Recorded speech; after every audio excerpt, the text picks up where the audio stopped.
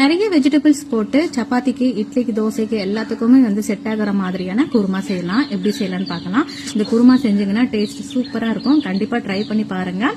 அடுப்புல பாத்திரம் வச்சுட்டு கொஞ்சமா எண்ணெய் சேர்த்துட்டு அதுல பட்டை, கிராம்பு, ஏலக்காய், பச்சை மிளகாய், வெங்காயம் 2 மீடியம் சைஸ் கட் பண்ணி போட்டிருக்கேன். இதெல்லாம் வதங்கினதுக்கு அப்புறமா 2 தக்காளியை பொடியா நறுக்கி இதுல சேர்த்துக்கோங்க. இது கூட 1 ஸ்பூன் அளவுக்கு இஞ்சி பூண்டு விழுது, அதையும் சேர்த்துட்டு கொஞ்சோண்டு உப்பு போட்டு நல்லா வதக்கி விட்டுருங்க. இதுல கட் பண்ணி வச்சிருக்கக்கூடிய கேரட், பீன்ஸ், அது கூடவே கத்திரிக்காயும் சேர்த்திருக்கேன். சைட்ல உருளைக்கிழங்கு, முருங்கைக்காய் இது நான் வேக வச்சு எடுத்திருக்கேன். தனி மிளகாய்த்தூள் 1 ஸ்பூன் அளவுக்கு சேர்த்துட்டு மஞ்சத்தூள் கொஞ்சமா சேர்த்துட்டு கரம் மசாலா 1 ஸ்பூன் போல சேர்த்துக்கோங்க. சேர்த்துட்டு நல்லா மிக்ஸ் பண்ணிக்கோங்க. குழம்பு மிளகாய்த்தூள் நான் 2 ஸ்பூன் அளவுக்கு சேர்த்திருக்கேன். சேர்த்துட்டு நல்லா மிக்ஸ் பண்ணதுக்கு அப்புறமா குக்கர்ல தனியா பச்சை பட்டாணியை வேக வச்சு எடுத்திருக்கேன். சோ அதையுமே இதுல கொஞ்சமா சேர்த்துட்டு நல்லா மிக்ஸ் பண்ணிக்கோங்க. 2 ஸ்பூன் பொட்டுக்கடலையும் கொஞ்சமா பட்டாணி, அது கூட தேங்காய் ஒரு துண்டு சேர்த்துட்டு நல்லா பேஸ்டா அரைச்சி இந்த விழுதை இதோட சேர்த்துக்கோங்க. சேர்த்துட்டு நல்லா கொதி இறக்குனீங்க அப்படின்னா டேஸ்டியான குருமா ரெடிங்க. ட்ரை பண்ணி பாருங்க.